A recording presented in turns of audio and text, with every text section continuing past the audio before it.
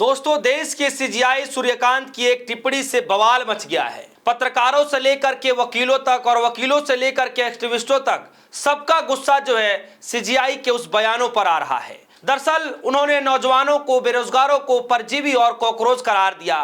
उन्होंने एक वकील की याचिका पर सुनवाई करते हुए कहा कि समाज में पहले से ही ऐसे परजीवी हैं जो सिस्टम पर हमला करते हैं और ऐसे नौजवानों जो कॉकरोच की तरह हैं, जिन्हें कोई रोजगार नहीं मिलता और किसी पैसे में कोई जगह नहीं मिलती, तो उनसे कुछ मीडिया में चले जाते हैं, कुछ सोशल मीडिया में चले जाते हैं, कुछ काम करने लग जाते हैं, कुछ आरटीआई एक्टिविस्ट बन जाते हैं, कुछ अन्य की तरह एक्टिविस्ट बन जाते हैं और वो इस पूरे सिस्टम पर हमला करने लग जाते हैं।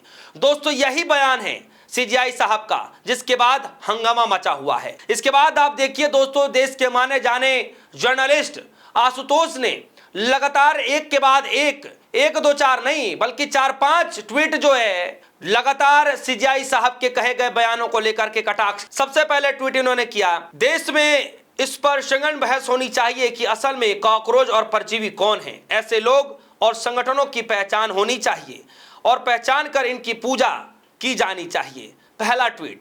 दूसरा ट्वीट उनका आया, गांधी जी ने सिस्टम पर हमला नहीं किया होता, मार्टिन लूथर किंग चुपचाप सिस्टम में बने रहते तो न भारत आजाद होता और न अमेरिका में अश्वेतों को सम्मान और बराबरी मिलती। सिस्टम के लाभार्थियों को तो हमेशा ही आलोचना बुरी लगती है और इस वक्त तो सिस्टम के लाभार्थियों और घोर अवसरवादी के जलवे हैं।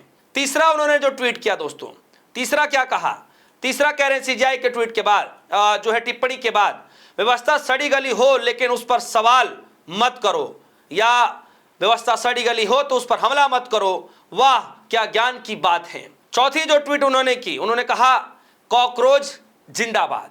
दोस्तों, एक दो ट्वीट नहीं बल्कि चार ट्वीट बैक टू बैक लगातार जो है सीजीआई साहब की टिप्पणी करने के बाद जो है आशुतोष जी करते हुए नजर आ रहे हैं। दोस्तों, समझना पड़ेगा क्योंकि इस बयान में जो सीजीआई साहब ने बयान दिया है उसमें सिर्फ बेरोजगार युवाओं को लेकर के तंज नहीं कसा गया है।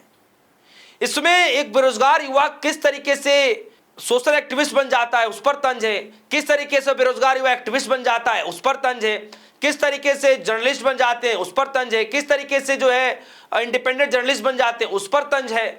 तो कॉकरोच और परजीवी क्यों कहा जा रहा है इन युवाओं को, बेरोजगार युवाओं को? तो क्या यह मान लिया जाए कि देश के युवा जो है, जो बेरोजगार हैं, वो कॉकरोच हैं, परजीवी हैं?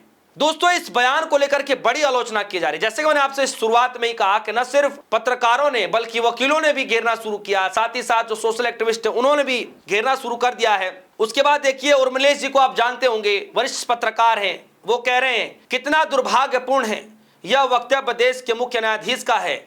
और उसमें एक लिखा हुआ है, एक लेख है, न्यूज कटिंग है और उसमें लिखा है, some jobless youth in law like cockroaches become media activist and attack system.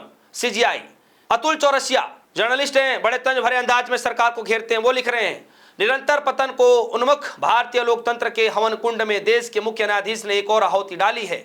आपने ही नागरिकों को कॉकरोच और परजीवी कहने के लिए बहुत मोटी चमड़ी चाहिए मिलॉर्ड।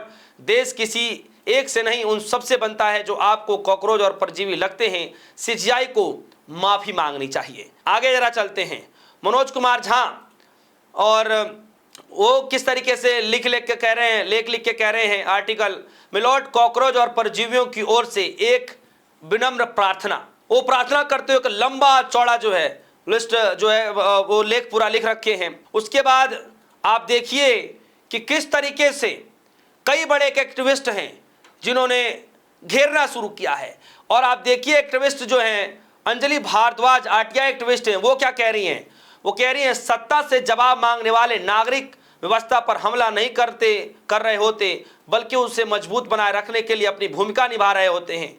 दुनिया के सबसे बड़े लोकतंत्र के मुख्य न्यायाधीश को मीडिया, सोशल मीडिया, आरटीआई और दूसरे एक्टिविस्ट जैसे निगरानी रखने वाले लोगों के लिए परजीवी और कॉकरोच जैसे शब्दों का इस्तेमाल करना शोभा नहीं देता।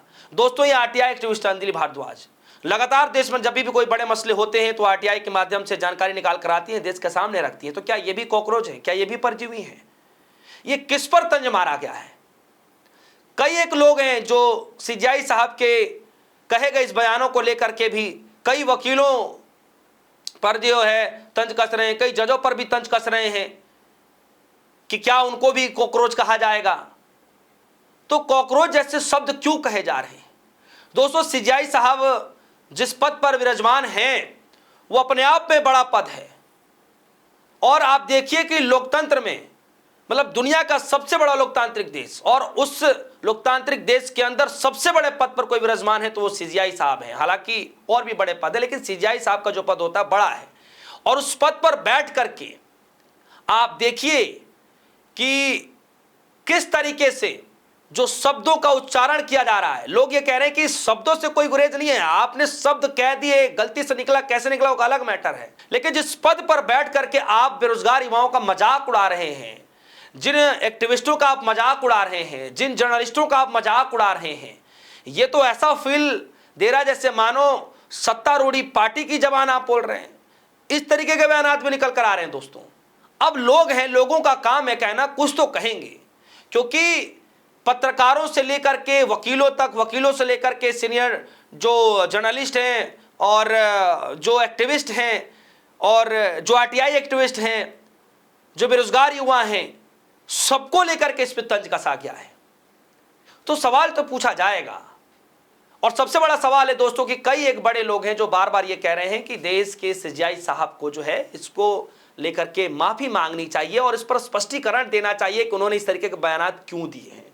दोस्तों, आशुतोष जो जर्नलिस्ट हैं, उनकी जो एक के बाद एक लगातार 4 ट्वीट आई है, उसको लेकर आपकी क्या राय है? अतुल चौरसिया ने जो कहा है, उनकी बातों को लेकर आपके मन में क्या कुछ चल रहा है? किस तरीके से उर्मिले जो बड़े सीनियर जर्नलिस्ट हैं वो जो इस तरीके से कह रहे हैं, उनको लेकर के क्या आपके मन में चल रहा है? साथ ही साथ अंजलि भारद्वाज जी जो कि आरटीआई एक्टिविस्ट हैं, उनके बयानों को लेकर आप सभी के मन में क्या कुछ चल रहा है? और देश के तमाम बड़े जो नेता हैं, जो आप कहिए कि ऐसे ऐसे पदों पर विराजमान हैं, जो इस वक्त जो है, कई सांसद भी हैं जो इस वक्त सीजेआई साहब के बयानों को लेकर आलोचना कर रहे हैं, क्या सच में ये बयान आलोचना करने लायक है? क्या आपको भी लगता है कि आलोचना करनी चाहिए? आपको क्या लगता है कि सीजेआई साहब ने ऐसे बयान क्यों दिए?